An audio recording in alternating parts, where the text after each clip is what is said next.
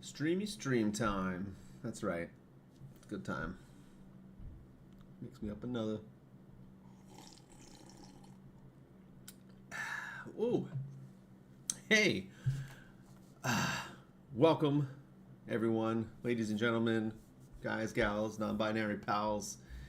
This is the Corvus Cast. My name's Tim, and I'd like to welcome you again to another episode of I don't even know what I'm doing anymore. There's so much stuff going on. Life has been crazy, and when I say crazy, like really crazy.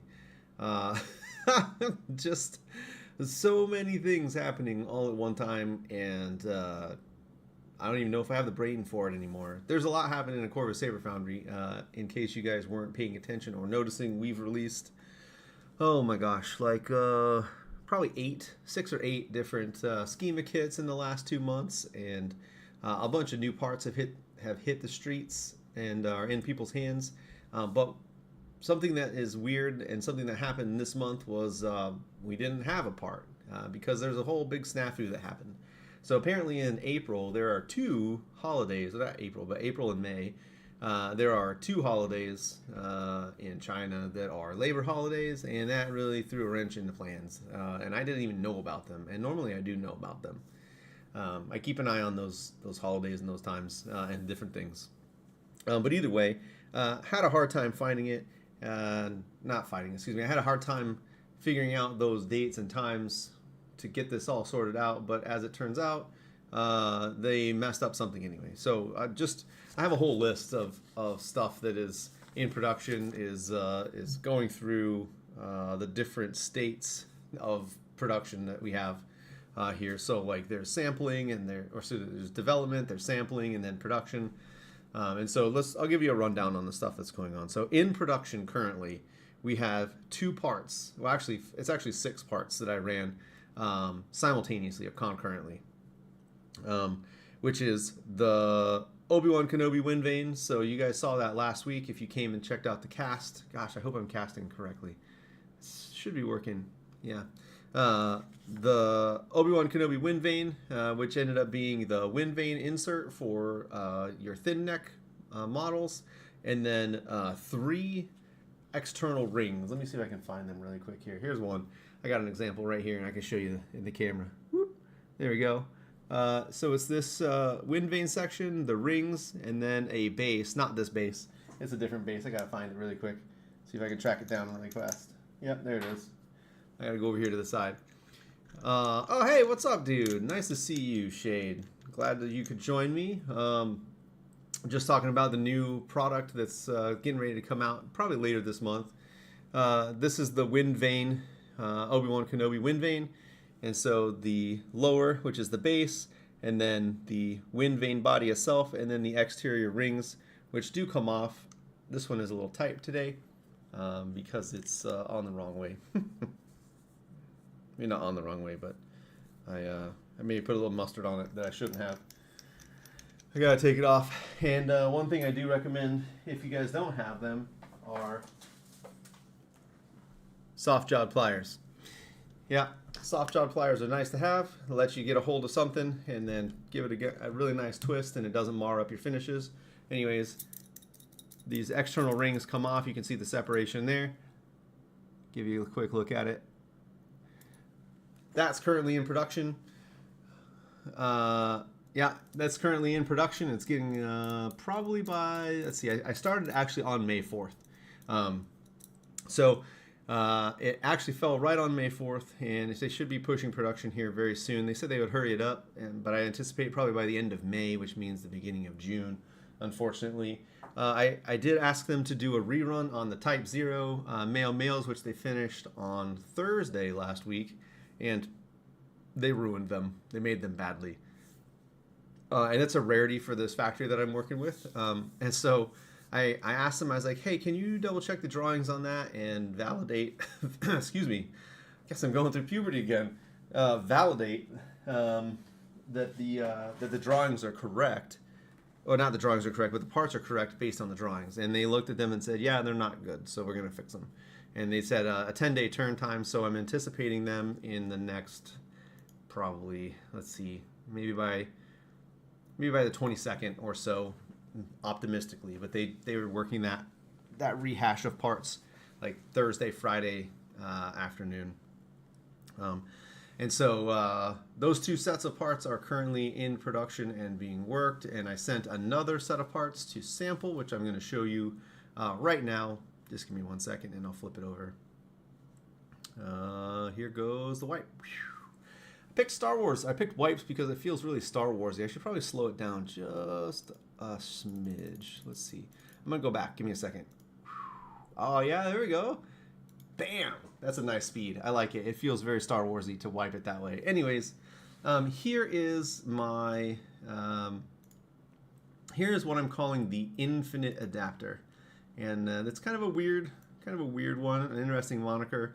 But I kind of took the idea from something basically like a swivel of sorts, we'll say.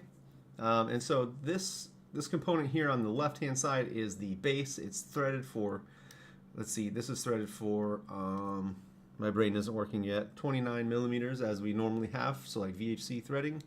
And it has a little nib or nub on the top of this, our hat, I guess we'll call it, where this component sits. This is called the swivel. And the swivel closes down to the top, and you can see that it kind of fits directly on top of that, just like so. And you might be asking, Tim, why is this collar over here? Well, we need this collar to attach both of these two together, and the threading on the outside is 33 millimeters. And the tolerances or the gapping in there is just such that it will stop about there.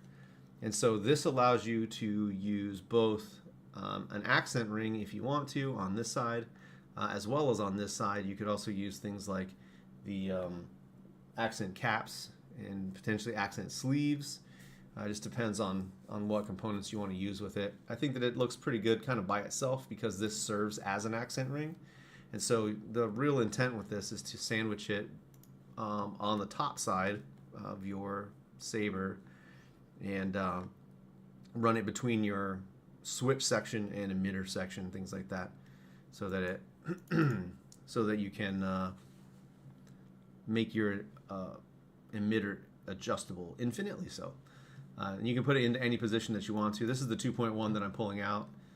And essentially what you would end up doing is loosening up this, this collar. Oh, let me set that really quick. Loosening up this collar to where it just lifts enough like that, and then your emitter would be hooked up on something like these threads here. You could pivot it around any direction that you want to and retighten this collar back down, and voila, you have a adjusted, or you have your emitter that has been adjusted. Is it a problem that we have? Maybe. I don't know. Is it warranting of a 10 millimeter? It's about 10 millimeters. Let me see here. Maybe I lied. I'm looking at it. It's about 15. It's about 14 and a half. But yeah, basically it uses a compression or a threaded compression to push down that top onto it. It's really more for aesthetic purposes. If somebody wanted to use it for dueling, I don't necessarily know that I would. But basically, yeah, you just torque this knurled ring down on it, or lift the knurled ring up off of it, or untorque it to allow it to move. And yeah, Shade, as you said, it is like a compression lock. I'm not 100% certain. I'd have to look up what a compression lock is. Hey Ron, welcome. Thank you. Just talking about the infinitely adjustable adapter. We tend to like adapters here, and I think that this is a decent addition to the collection where it will allow people to adjust their parts on their builds as they see fit with something that's a little bit of flair. I've got other ring designs too. The reason I picked the knurling or the knurled ring first is because knurled rings give you better grip for loosening the torque on them in case you get them reefed on there pretty hard. So I went with that. I have other designs like the 2.1. The 2.1 accent ring is my most popular accent ring. It's almost sold out. I think we're down to like the last 15 of them. I got to redo them. But I was hoping that this would solve that timing problem, as you say, Shade. It's definitely a thing, and there are a couple of philosophies on this. So this one is a male one. I have a female version as well. That's a little bit different in complexity.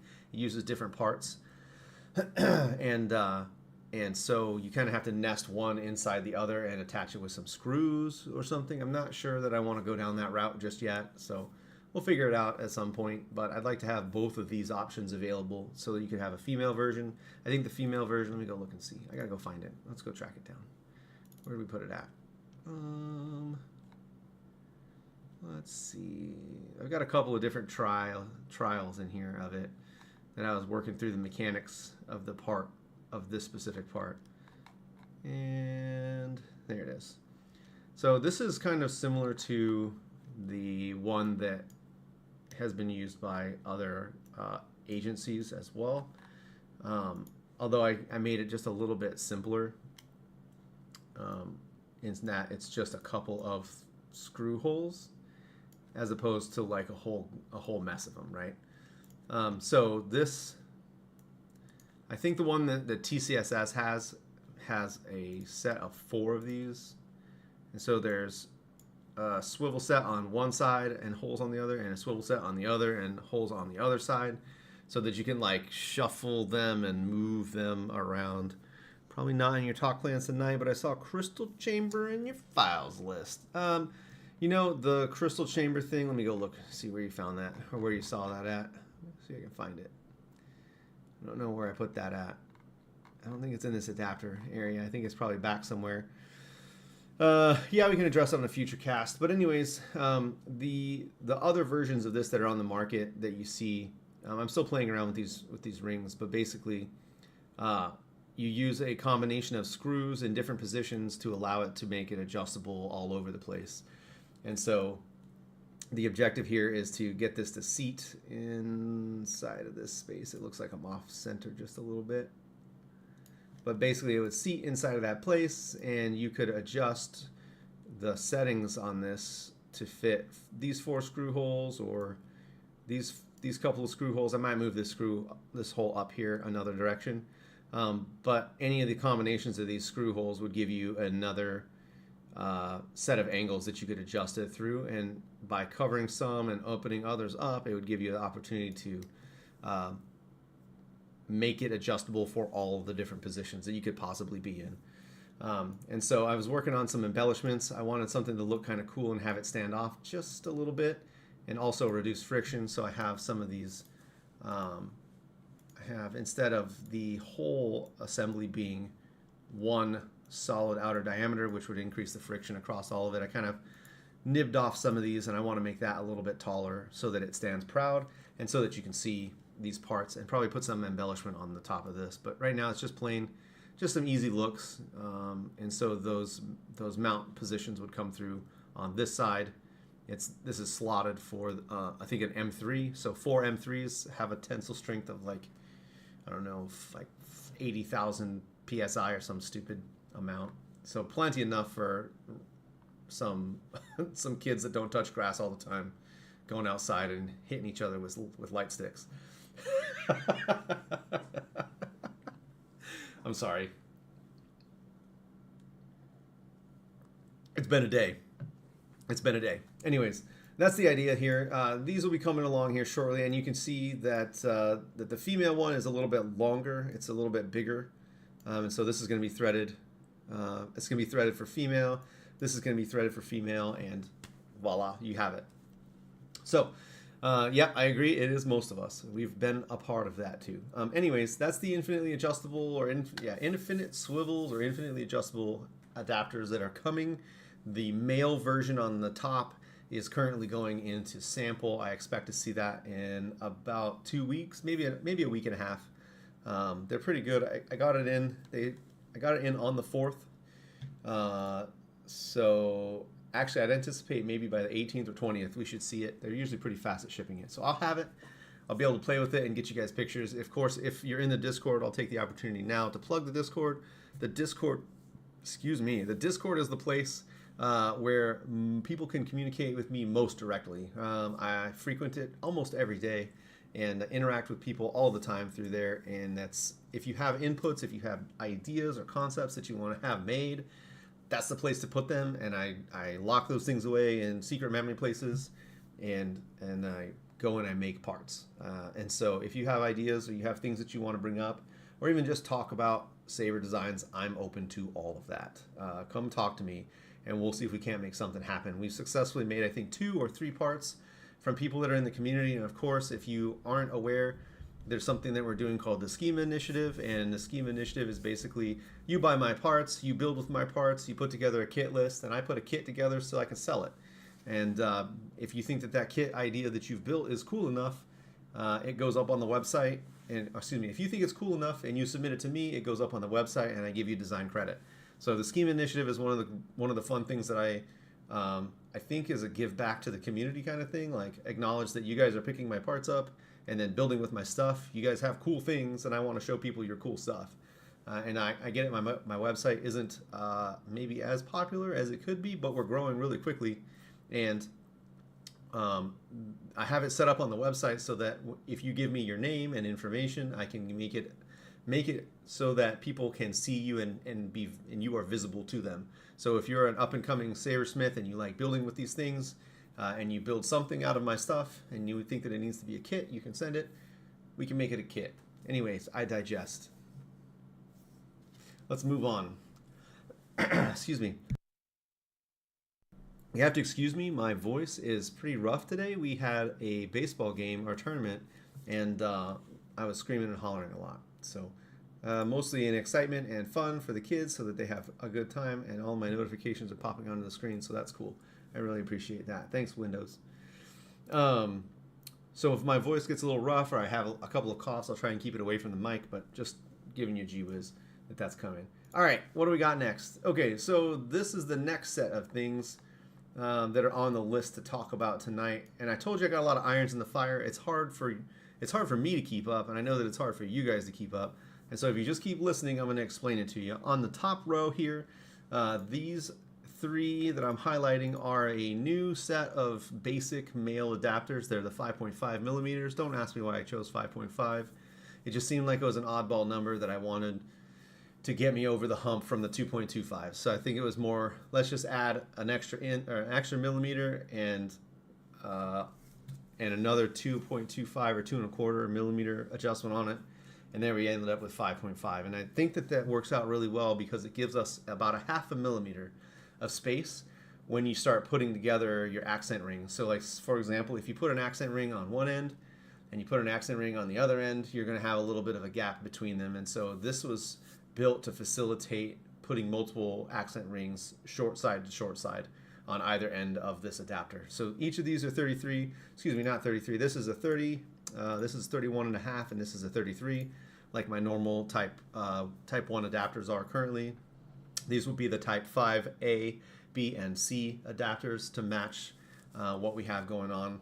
And then below them are a set of 2 really simple adapters that take after the type 2, and these were the original. So if you know what the type 2 is and you've used the type 2, it's one of my favorite adapters. I love it. But the one on the right side is the original type 2 adapter, and I should have kept it that way.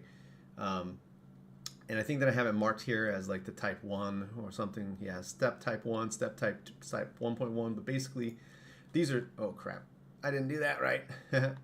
Tipping my hand for what I got behind the scenes here. And I hope that Mr. Knight is on. He sometimes pops in, but I don't see him in the guest list tonight. But anyways, the one here on the right, this is the I don't know. It's called the step type 1, but I think it's going to end up being like the type 6 or something along those lines. And then this one's going to be the type 6.1.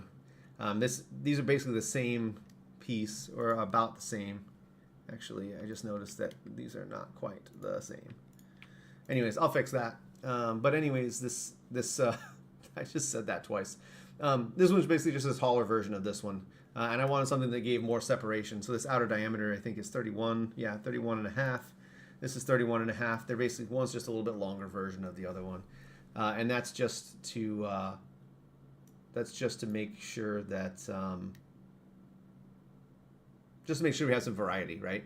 I like the stuff that's in between. I think that the body components can be plain, but you really want things that are in between the lightsabers. I think I've talked about this philosophy a lot in the past. But I'm really about the interest between the main body components. Sometimes you get sabers that are like really, really complex and they're super cool, but they move like from one section that's cool to the next section that's cool, and they might be disjointed or they might not have like what's the word I'm trying to figure out like the terminology that I'm looking for on this, but I think that the portions of the saber that are between those cool components can also be cool too. So making sure that we have those things available for VHC is one of my priorities, and so this year we'll probably see a lot more adapters. We've got thin neck adapters coming, we've got these adapters coming, I've got other adapters that are kicking around. I think I just want to throw a crap ton of adapters on the market and see what sticks.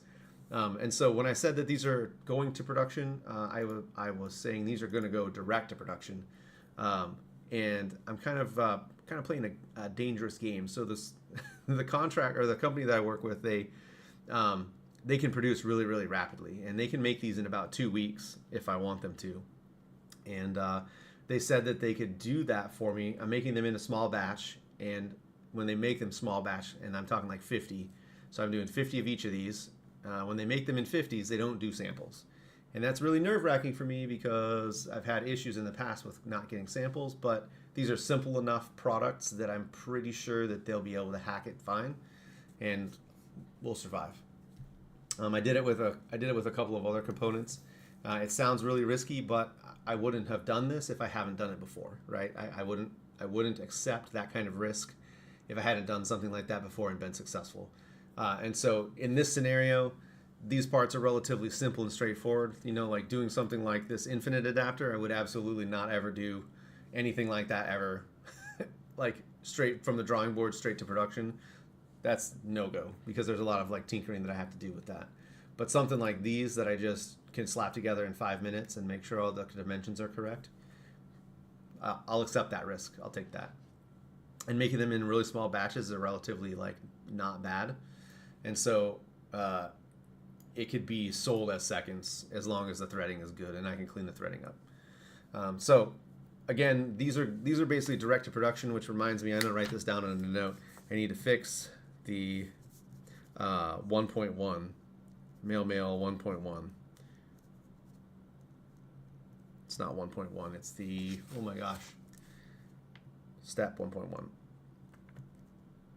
Yep, okay, got it noted down. Fix that guy.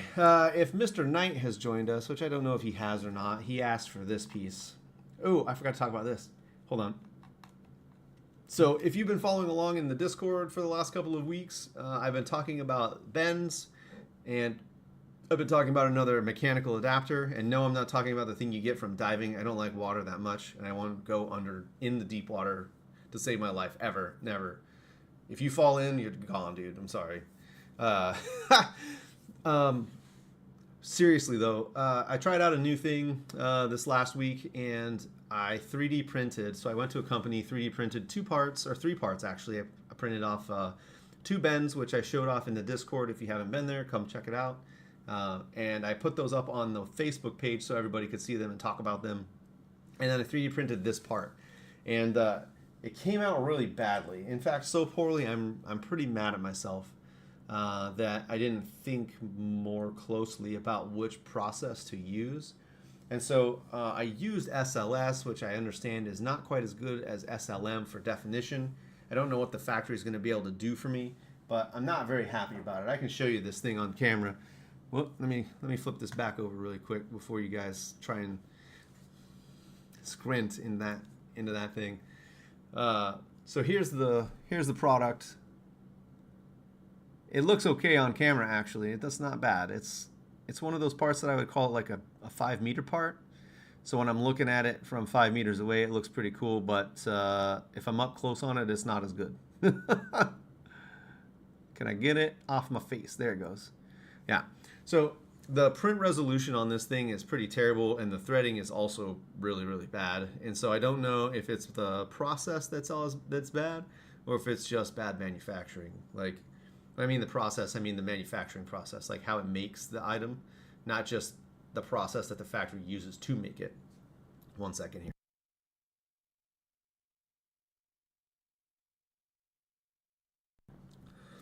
So uh, I'm not super happy about it, and it costs a lot of money to do these three parts, or these couple of parts. Um, and so if you were curious what those bends look like, I've got these bends here. One of them is a 15-degree bend here on this outside left-hand side, and one of them's a 30-degree bend to go with the 45 that's currently on the market. These ones are threaded on the insides, and the threading kind of sucks. I'm not happy with it. The print quality was pretty terrible, and I think again it's probably processed. There's some slag lines and a couple of things print resolution wise, and so for a first prototype, this is like my first miss, and I'm pretty upset about it. Only insofar as it cost me some money, right? So out several bucks for making those, um, and it's prompted me to go down another pathway really quick, which is this one here. So we're going to talk about this for just a little bit. I will bring the scene back up, and we'll discuss this piece here. So this is what I'm aiming at as the future iteration for these products. And if you look at it here, you can tell it diverges pretty far from what VHC has available for the bends. I guess for what's on the market for VHC. And there's a reason for this. And the reason why I had problems with this is I've done a curve saver before. If you go back and you look at previous iterations of Corvus Saber Foundry when I was doing custom builds, I made a curved saber, and I put the bend like directly in the middle of the lightsaber. I don't have it out here. I should have it out here somewhere, but I put the bend directly in the middle of the lightsaber. And what ended up happening was, when I built the core for it, I had to separate all the wires and rewire them and put a JST connector in that core space so that it could do the thing. Well, when I was assembling all those pieces together, like the bend, the way the bend was and the way that everything shifted, wow, my viewership just dropped right out.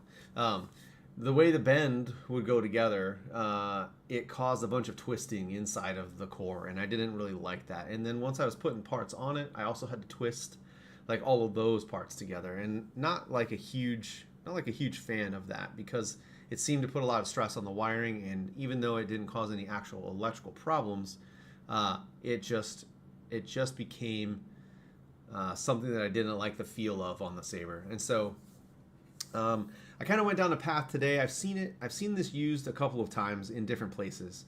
I don't know exactly where it's been used specifically. I can't call that out right offhand. But there are several Dooku-shaped sabers that are on the market now that use this mechanism to secure, or use a mechanism similar. Some of them just use a straight tube that go into another tube and a screw, which is sufficient enough, I think, for most people. But because we're doing some funny stuff with it, we kind of have to do a little bit of jiggery-pokery with it to make it work, right?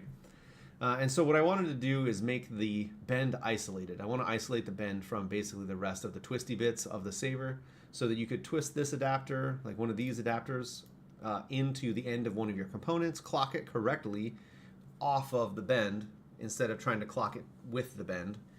And then the bend will always be positionable in the 12 o'clock, basically the 12 to 6 o'clock, or the 12-6 position. So the keys that you see on this bend are situated at the 6 o'clock position. So this block down here is the 6 o'clock position, and this half moon key shape here on the top is a 12 o'clock positioned item. And basically you take this key here, which is keyed the same as that, and lock it together on this component just like that. All the edges are chamfered inside of there so they don't cut your wires or do anything like that. And essentially that allows you to put a grip segment on this end and move them on and off of the bend together as one, right? Wow, I guess nobody likes the bends. That's crazy, dude. Crazy work tonight. All of these are compatible with everything that I have so far created for Alloy. One second.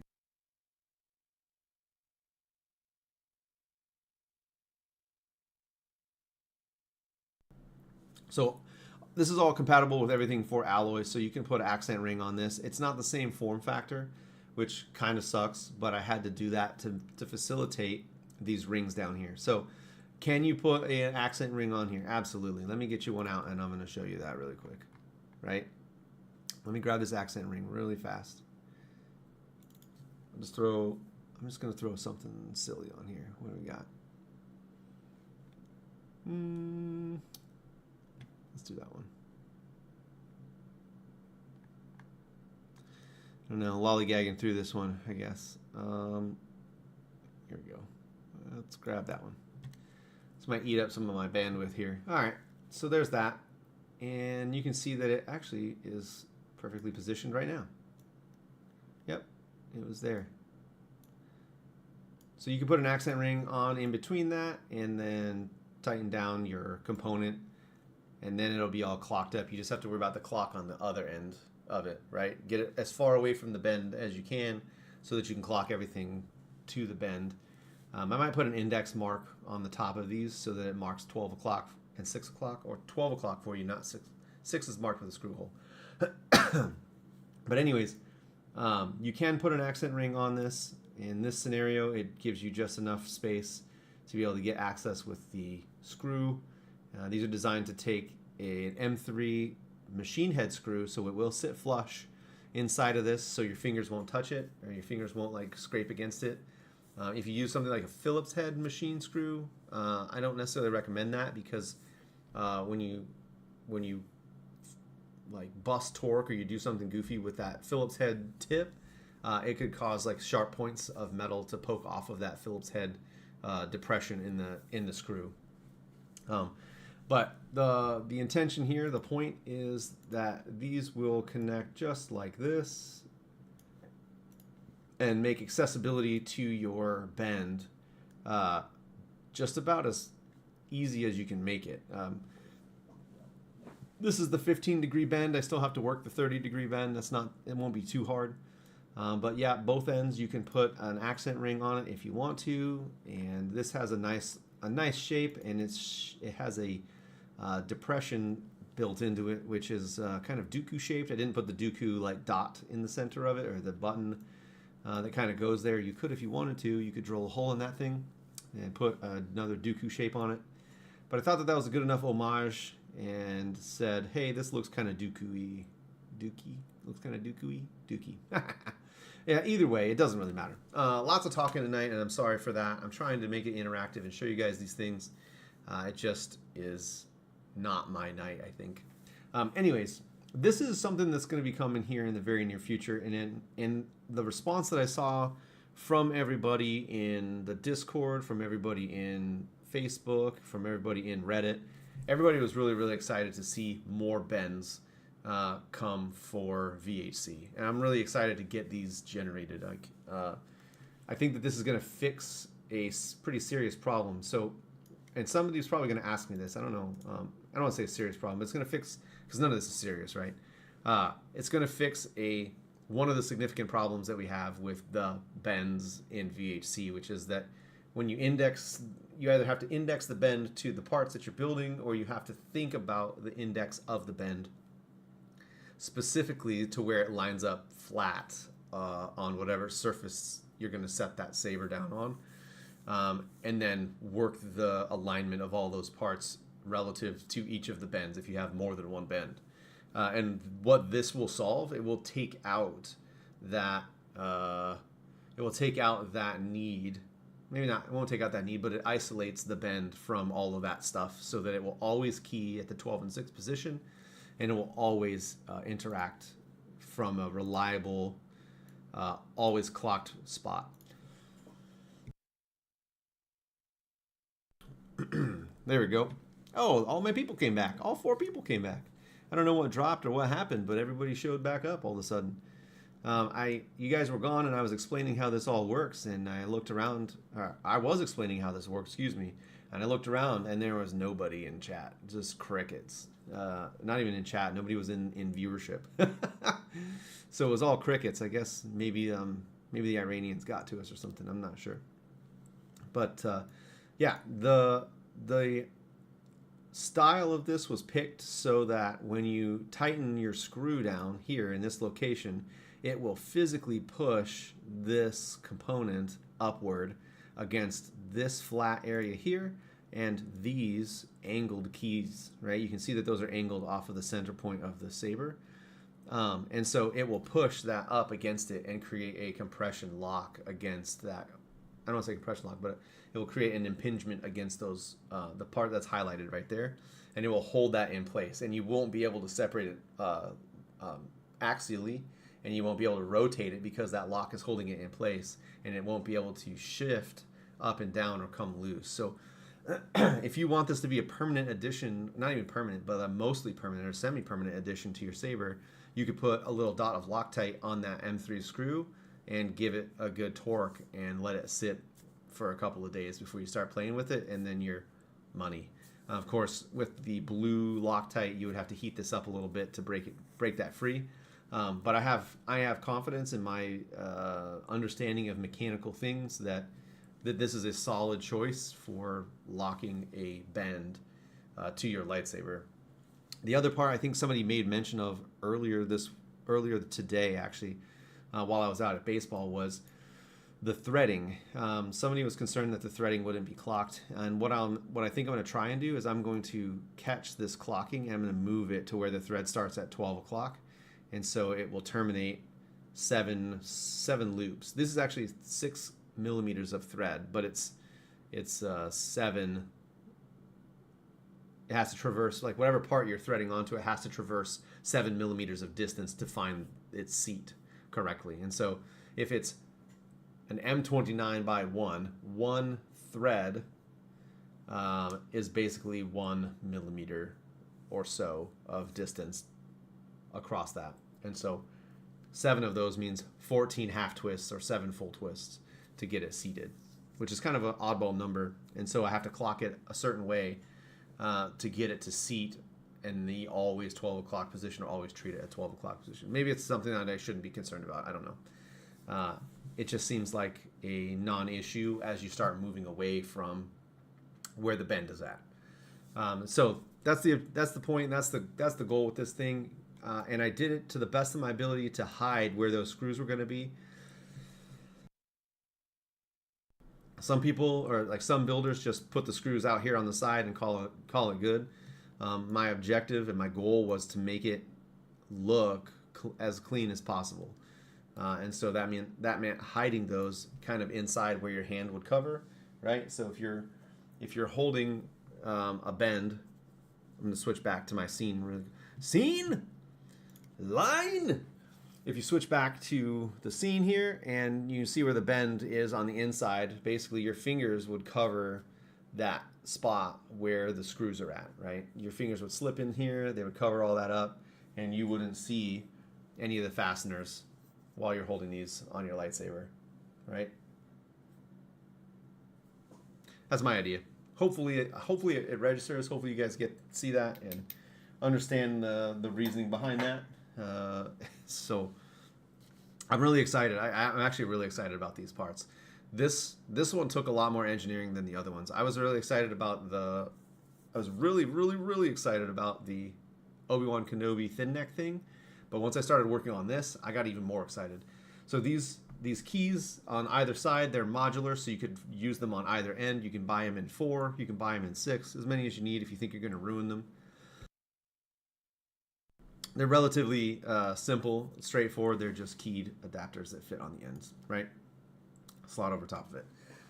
Enough about this. I think I've beat this horse to death. If Mr. Knight joined us at all ever tonight, if he joined us at all tonight, then he had asked for this specifically. So he showed me a picture of the Rogue emitter from Vire Sabers. Oh my gosh, I'm having problems with this thing here. There we go. I got to click on an element that's a part of it. So it was outside of that element. He asked me if a adapter or a component would ever be made that looks like the Rogue emitter, like 2-piece component. Hang on a second. Let me see if I can find it in the chat really quick. He asked me about it. It is in the devs and releases. Let's go. I don't know if I can show it on the screen. Nope, it's not going to show. Beep, boop, beep, boop. Let's see. Nope, hold on one second. I can do this. Let me do this really fast. I have a window capture device, which is a snipping tool. Bam, boom. It's not going to show it, is it? Nope. I guess it's not. It doesn't want to. Yeah.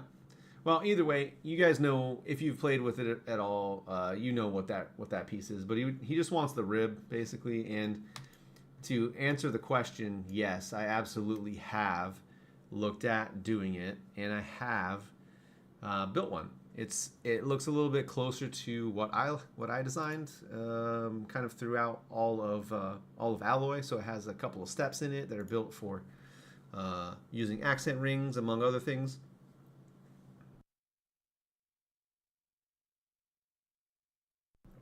Man, my voice is about at the end of its rope today.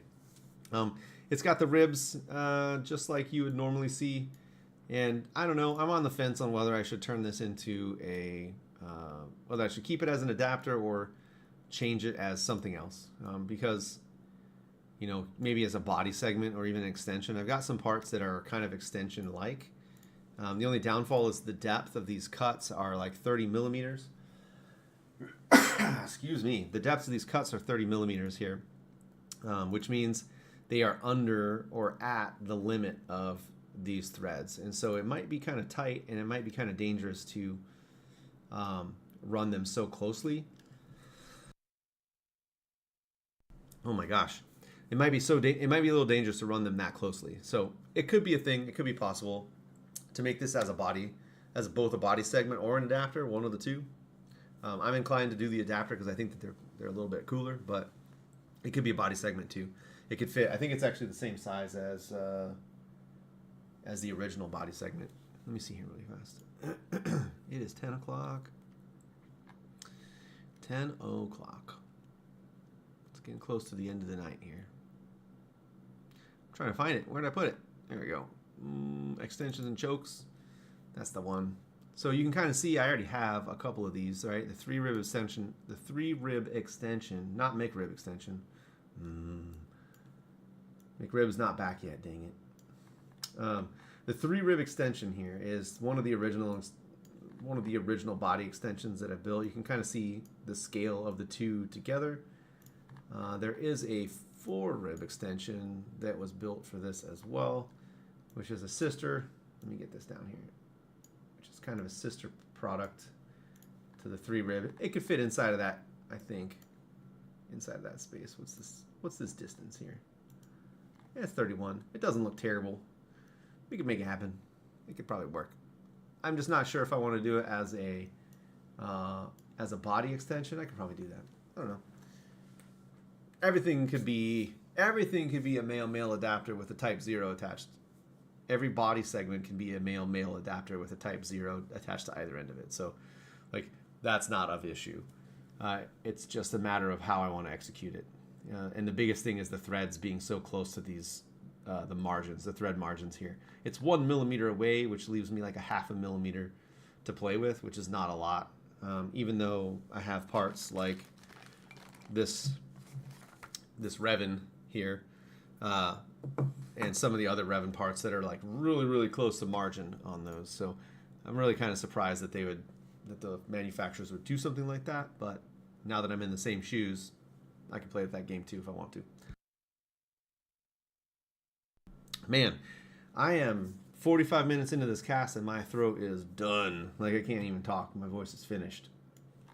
But that's basically the set of things. This was the request from Mr. Knight. He wanted to see that component. It's not exactly the same. I didn't make it the same kind of on purpose.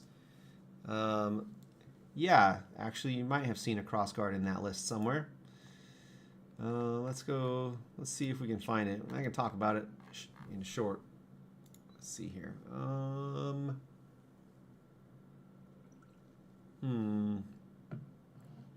Yeah, same, but different. Just moderately different thing. I'm trying to figure out where the cross guards would be. where I put them at.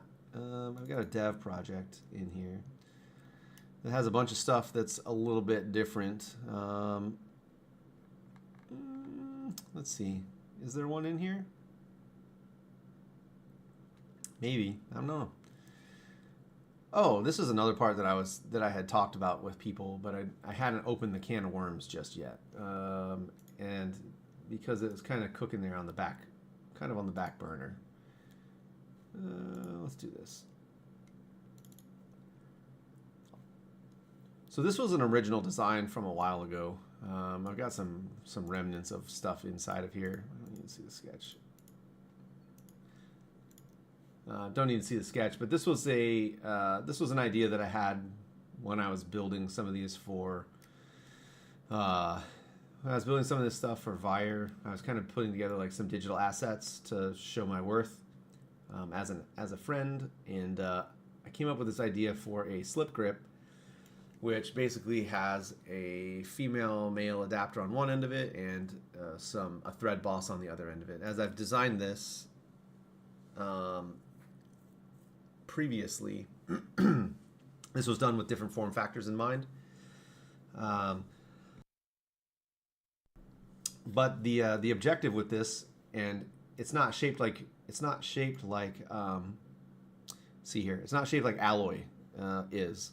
And so normally I would have a female component in here, and what I think I'm going to do is I'm going to make a variance of the 105 millimeter Type 5 body extension or Type 5 body segment to make the new part, and then trap a sleeve. This was designed for a sleeve to fit on this, like a 3D printed sleeve or a wood sleeve or whatever you want sleeve to fit on this, to make a grip. You could glue it on, you could wrap it. This would make a nice wrap section because it would be depressed down in a little bit. I think this is actually at 29 millimeters too. Yeah, it's like 29.8. It's not very big. Or 30 millimeters, I guess, technically speaking. But still, that's something that I have on the back burner for the time being. Someone had asked about a slip grip. Yeah, wrap actually. Talked about a cross guard. Let me see if I can track this down. I don't remember where I put it. I dropped it into a space. Let's just do this. Let's just search it.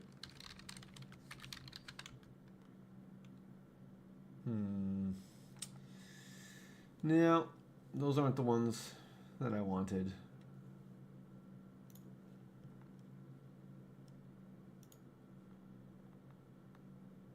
Saw a crystal chamber. I guess I just searched the actual crossguard one. Oh, this is the one. Yeah, someone wanted to see this one. Okay, let me, this is Nefarian wanted to see this. He said something about a crossguard. So I designed this a while ago. When I first started down the path of building the thin neck cores or the thin neck sections of the Saber. So it's actually kind of interesting. One second here.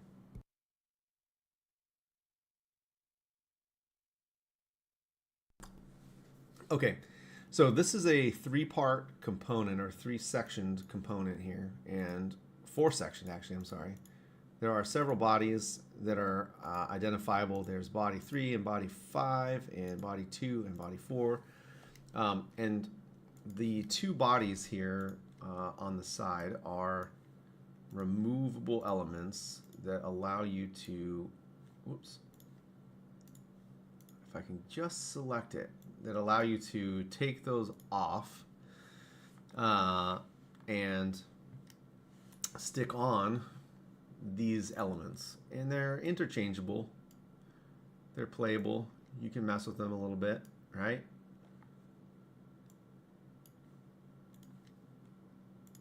Just give me a second here, get the ones. Dang, I can't click to save my life tonight. This was an idea that I came up with after I was playing around with a couple of other things, and I wanted to make a more complex crossguard just to fuss around with it, right? Just to see what happens. And so this is one design here on the left-hand side, one adapter design on the left-hand side, and kind of another adapter design another adapter design on the right hand side, just a different shape to it, so it kind of looked kind of Kylo-y, I guess we'll call it. But I wanted it to be like a four-way kind of like put together piece that allowed you to put a shroud over top of a shroud over top of the adapter, so that you could adapt an adapter on an adapter. I'm just kidding. I'm being an idiot. Yeah, basically allow you to put this adapter on whatever you want to. Not whatever you want to, on this piece. And so this sits down flush inside that space, and this other guy sits down flush inside that space to create the look.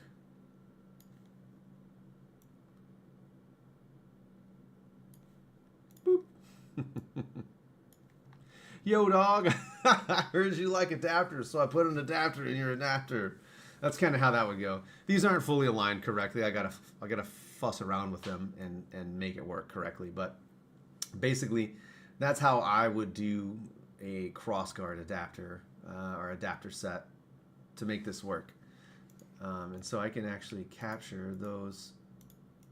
Nope, nope, nope, nope, nope. That one. Not that one. Perfect. Perfection. Right. Okay.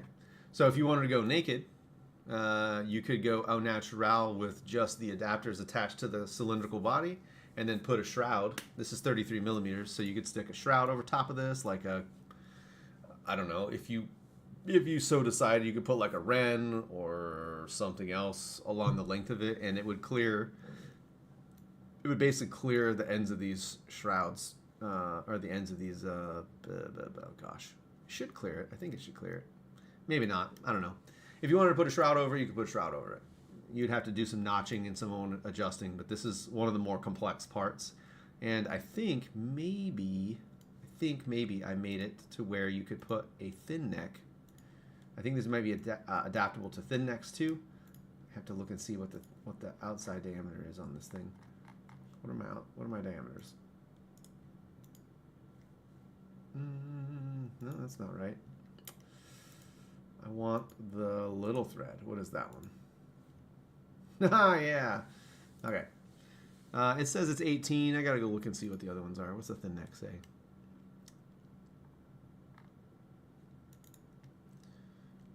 I don't know. What's my thin neck? What's my thin neck say? Oh, boo.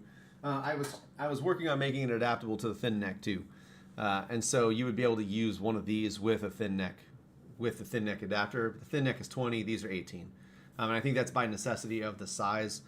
Excuse me.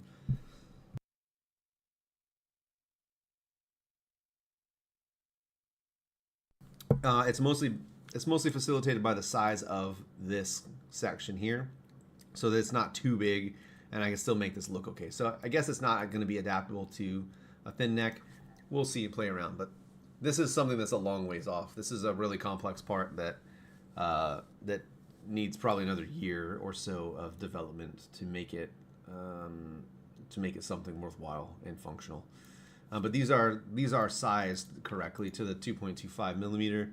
And so while it will hide that item in here, and you can put like shrouds over top of it, I've got a Kylo shroud, a Kylo Ren like full circle shroud that would fit in and on this as a quillin or a side blade. It could be a thing, but again, this is complex. These two parts right here would probably break me. It would break me, like expensive. Like these parts are expensive. But somebody got to see the crossguard. There's that. I think that's all I got for the night. We kind of diverged quite a bit off the beaten path there, and we went down like what the future state might look like here. I think that's all I have for the evening. We talked about what's going on the cast. Excuse me, what's going on for parts that were in production. So like the Obi-Wan Kenobi Wind Vane is currently in production. We're doing a rerun on Male Type Zeros. The Infinite adapters are going to sample. We've got another run of 5 adapters that are going straight basically straight to production, and we're gonna have those in hand relatively quickly. I think probably 2 to 3 weeks time frame, small batch, so like only about 250 total parts, 50 parts of each of those different adapters. We'll use that as a litmus test to find out what people think about them, and determine if we want to keep them around for a lot longer. I have a feeling that we're going to keep them around longer because I tend to like options, and I'd be like that option guy. And so I want to be that dude who provides you guys with those options, and I like that.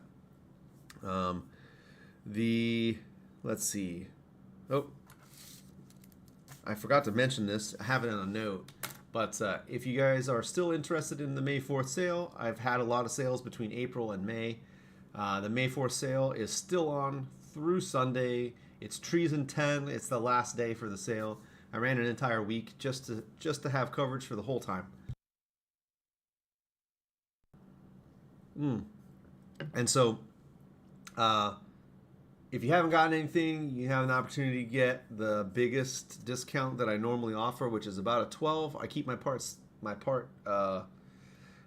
margins relatively thin because I don't really have a lot of overhead. I don't pay a lot of people to do this job. It's just me, and I don't really take a cut of that money. It's all basically just going back to reinvesting in parts. And so I'm really just happy to make cool parts and see your lightsabers. So when you build stuff, let me see them.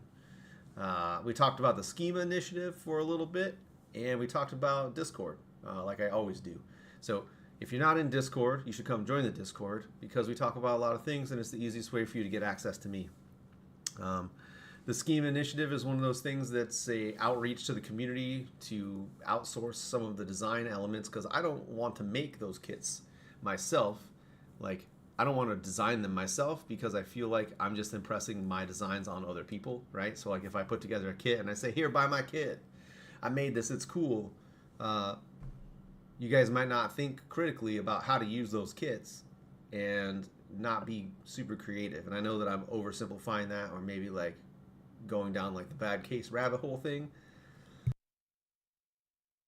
But my objective with the scheme initiative is to get physical parts into people's hands so they can tinker with stuff and play around with things and come up with cool ideas and then contribute to a community of people who contribute cool ideas to everybody else. And I like building those items in digits so that I can put them out for people to play around with. So lots of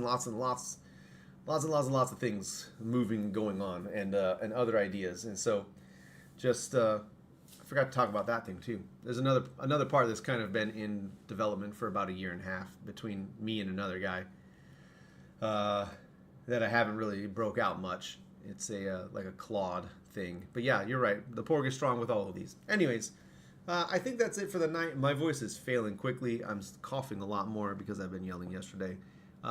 It's been real. It's been fun. It's been real fun. My name is Tim. This has been the Corvus Cast. I'm out. I'm going to catch you guys later. It's time to go. See you guys.